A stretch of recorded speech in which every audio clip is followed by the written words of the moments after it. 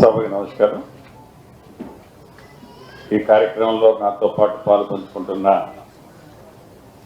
గౌరవ ఉప ముఖ్యమంత్రి వర్యులు బట్టి విక్రమార్క గారు, సహచార మంత్రి వర్యులు, స్థానిక శాసనసభ్యులు పెద్దలు తుమ్మల నాగేశ్వరరావు గారు,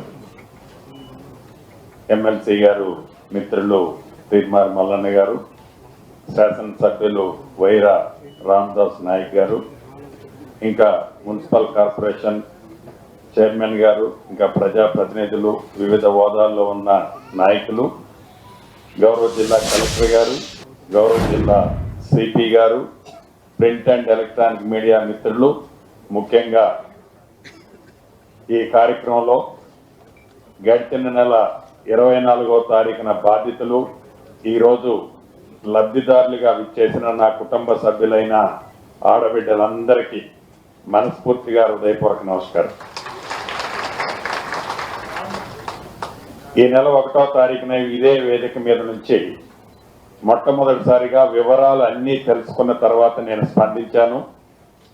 ఆనాడు సహచర మంత్రులతో, గౌరవ ముఖ్యమంత్రి గారితో మాట్లాడి బాధితులు ఎవరైతే నిజమైన లబ్ధిదారులు నష్టపోయారో, నష్టపోయిన ప్రతి వారిని ఈ ప్రభుత్వం ఆదుకుంటది అని ఆనాడు 15 రోజుల లోపే, అంటే 15వ తారీఖు లోపే మళ్ళీ ఇక్కడ మీటింగ్ పెట్టి లబ్ధిదారుల్ని ఫైనల్ చేసి అర్హులైన ప్రతి పేదవాడికి, ఇది పేదవాడి ప్రభుత్వం, పేదవాడి దీవెనలతో వచ్చిన ప్రభుత్వం, పేదవాడి ఆశీస్సులతో ఉన్న ప్రభుత్వం కాబట్టి ఆదుకుంటది, సహాయం చేస్తుంది, తప్పకుండా మీ ఘోషని ఒట్టిగా పోనీదు అని చెప్పడం జరిగింది.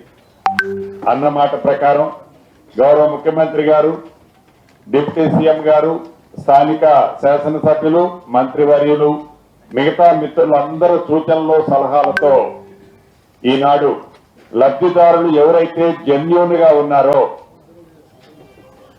ఇక్కడ నివసించే వాళ్ళు, దూర ప్రాంతాల నుంచి కూడా వచ్చి ఇక్కడ నివసించేవారు, ఆ దూర ప్రాంతాల్లో ఇళ్ల స్థలం లేని వారు ఎవరైతే ఉన్నారో, ఒక్క ఖమ్మం నియోజకవర్గమే కాకుండా పరిసర ప్రాంతాల్లో ఉన్న నియోజకవర్గ లబ్ధిదారులే కాకుండా పక్క జిల్లాల నుంచి వచ్చి ఉన్న అర్హులై ఉంటే, ఇక్కడే ఉండి ఉంటే, అక్కడ వాళ్ళకి ఇళ్ల స్థలం కూడా లేకుండా ఉండి ఉంటే, అక్కడ వాళ్ళకి పర్మనెంట్ ఇల్లు ఉండి ఉండకపోతే, అక్కడ గతంలో వాళ్ళకి ఇళ్ల స్థలం ఇచ్చి ఉండి ఉండకపోతే, గతంలో అక్కడ వారికి ఇల్లు ఇచ్చి ఉండి ఉండకపోతే, ఈ పారామీటర్స్ అన్ని చూసి పూర్తి ఆధారాలతో ఈనాడు అధికారులు గడిచిన ఈ 10 రోజులు నిరంతరము కష్టపడి లబ్ధిదారుల లిస్టులను ఫైనల్ చేయడం జరిగింది.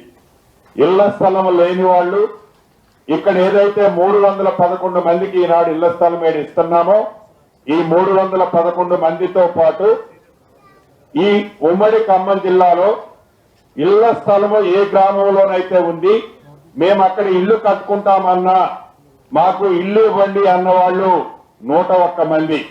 ఈ 311, 101 అంటే 412 మంది, 311 మందికి ఇళ్ల స్థలము ఇల్లు ఇస్తూ వారి వారి గ్రామాల్లో ఇళ్ల స్థలం ఎవరికైతే ఉందో వారికి ఇల్లు ఇచ్చే కార్యక్రమాన్ని ఈనాడు మనం ఫైనల్ చేసుకోవటం జరిగింది. దాంట్లో లబ్ధిదారులందరూ అర్హులైన వాళ్ళు ఎవరైతే ఉన్నారో వారందరికీ ఏ భేషజాలు లేకుండా, చివరికి మా మీద దుమ్మెత్తి పోసిన వాళ్ళు అర్హులై ఉన్నా వారి బాధ ఘోష చెప్పితే ఆ ఘోషను వాళ్ళు ఎల్లబుచ్చిన వాళ్ళు వ్యక్తిగతంగా విమర్శించిన అటువంటిది మనసులో పెట్టుకోకుండా అర్హులైన ప్రతి పేదవాళ్ళకి ఈనాడు ఇళ్ల స్థలము, ఇల్లు, ఈ మీరెన్నుకున్న ఈ ప్రజా ప్రభుత్వం, పేదోళ్ల ప్రభుత్వం మీకు ఇస్తున్నది మనస్ఫూర్తిగా మీ అందరికీ అభినందనలు, కృతజ్ఞతలు తెలియజేస్తున్నా. ఈ గడిచిన 15 రోజుల నుంచి ఏదైతే ఆనాడు 10 సంవత్సరాలు పరిపాలించిన దొరల పాలనలో ముక్కుసూటిగా ఒక్కటే ప్రశ్న అడగదలుచుకున్నాను.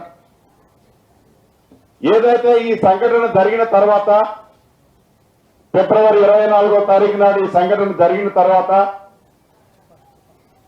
ప్రధాన ప్రతిపక్షమని చెప్పుకునే నాయకులు ఈ బాధితుల దగ్గరకు వచ్చి వారి ముసలి కన్నీరు వారి ఆవేదనని మీడియాల ద్వారా నేను చూశాను. వారిని నేను అడగదలుచుకున్న ప్రశ్న ఒక్కటే. ఇందాక బాధితులు చెప్పారు, మీకు తెలుసు, సుమారు 2017-18 నుంచి ఈ బాధితులు అక్కడ నివసిస్తున్నారు. ఇందాక ఆడబిడ్డలు చెప్పినట్లు తాగటానికి నీళ్లు లేదు, చీకటి పడితే ఒకళ్ళ ముఖం ఒకళ్ళు చూసుకోవటానికి కూడా ఎలుతురు లేదు, బాత్రూమ్ వెళ్ళాలంటే బాత్రూమ్ లేదు, పాములు జర్రులు పేర్లతో ఆ ప్రాంతం అంతా నిండి ఉండి గడిచిన 7.5-8 సంవత్సరాల నుంచి చాలా మంది అక్కడ నివసిస్తున్నారన్న సంగతి మీకు కూడా తెలుసు. మాది పేదవాడి ప్రభుత్వాన్ని మీరు ఇప్పుడు పేదవాళ్ళు గుర్తొచ్చి మీరు మాట్లాడుతున్నారు. మీరు 2023 ఎన్నికలకు ముందు మొన్న నేను చెప్పినట్లు మొన్న నేను ఏవైతే ప్రాపర్ క్లిప్పింగ్లు చూపించానో చూపించిన విధంగా 2023 ఆగస్టు సెప్టెంబర్ నెలలో ఇదే కాలనీని మీరు కూలగొట్టడానికి ప్రయత్నించినప్పుడు అక్కడ ఇదే బాధితులు మిమ్మల్ని ప్రతిఘటించినప్పుడు మీరు తోక ముడుచుకొని వెనక్కి పోయారు.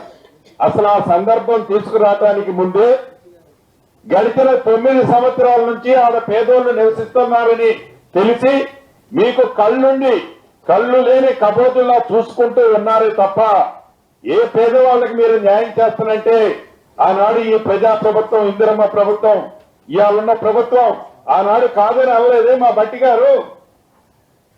మీరు 10 సంవత్సరాలు రాజ్యమేలారే, ఎందుకు మీకు ఆనాడు ఆలోచన రాలేదు, బుద్ధి రాలేదు, జ్ఞానం లేదు? ఈనాడు పేదోళ్ళు గుర్తొస్తారా? ఈనాడు ఈ పేదోళ్ళకు వచ్చి మీరు కన్నీరు కార్చి అవాక్కులు చవాక్కులు పేరే నైతిక హక్కు మీకు ఎక్కడుంది? మా ప్రభుత్వం ఏర్పడిన తర్వాత ఇలా ఇళ్లు కట్టుకోలేదే, మా ప్రభుత్వం ఏర్పడిన తర్వాత ఇలా కబ్జా చేయలేదే. మీ ప్రభుత్వంలో జరిగినాడు మీరు వాళ్ళకి నిజంగా సాయం చేయాలి అనుకుంటే మీరు ఎందుకు చేయలేకపోయారు? మీకు అంత విశాలమైన హృదయం లేదు. దొరల పాలన, దొరల పోకడ అనేది అందుకే ఈ ప్రభుత్వం సంఘటన జరిగిన మరుక్షణమే మంత్రి వచ్చారా, వీళ్ళు వచ్చారా, వాళ్ళు వచ్చారా అని ఓవర్ యాక్షన్ కాదు.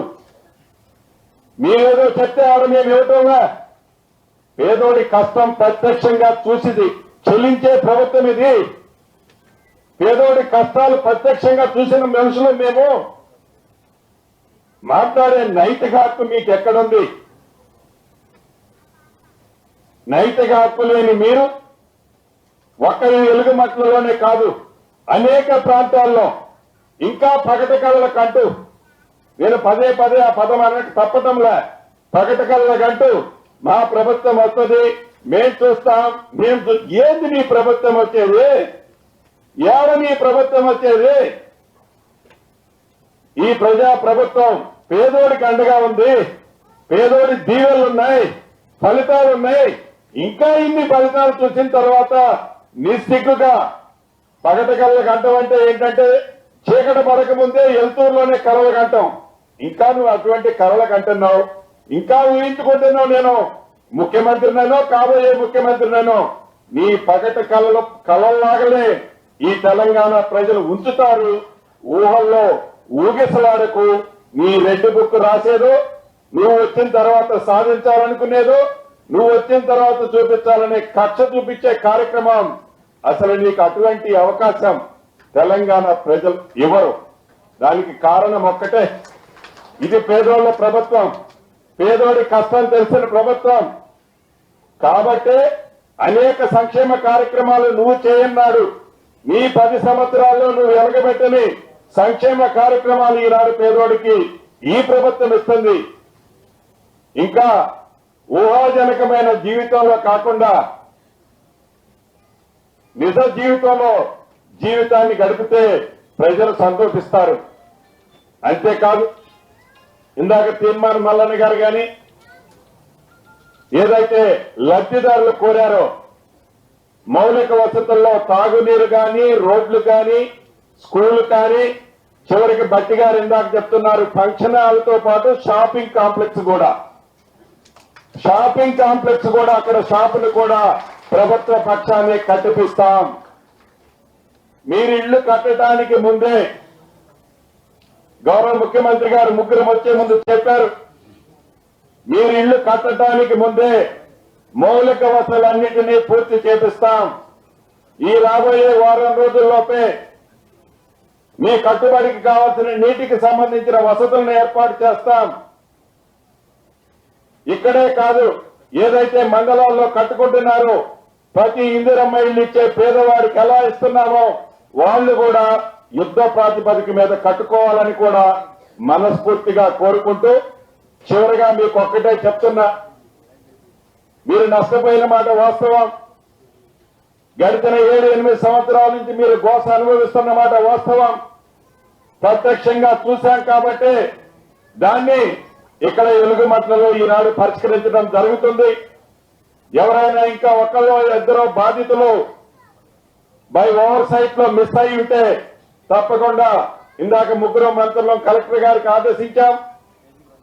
అటువంటి బాధితులు ఎవరైనా ఉంటే తప్పకుండా వాళ్ళు నిజంగా అర్హులై ఉంటే ఏ స్కీము వాళ్ళు గతంలో తీసుకొని ఉండకపోతే తప్పకుండా వాళ్ళను కూడా కన్సిడర్ చేస్తామని కూడా ఈ వేదిక ద్వారా ఆ తమ్ముళ్ళకి ఆడబిడ్డలకు కూడా తెలియజేస్తూ, సిపి గారు ఆల్రెడీ మీరు చెప్పారు, ఏదైతే ఆ పేదవాడి చెమటని రక్తాన్ని చెమటగా మార్చి తినక సంపాదించిన రూపాయలు ఎవరైతే దోచుకున్నారో ఆ దోచుకున్న వారు ఎంత పెద్దోడైనా సరే ఇందాక తుమ్మలుగా చెప్పినట్లు ఉక్కు పాదంతో ఒక్క రూపాయి కూడా మిస్ కాకుండా తిరిగి ఆ పేదోళ్ళకి ఇప్పించే బాధ్యత ప్రభుత్వ పక్షాన్ని మీరు తీసుకోవాలని మీకు కూడా తెలియజేసుకుంటూ, మరొక్కసారి లబ్ధిదారులందరినీ రాష్ట్ర ప్రభుత్వ పక్షాన నా పక్షాన అభినందనలు, కృతజ్ఞతలు.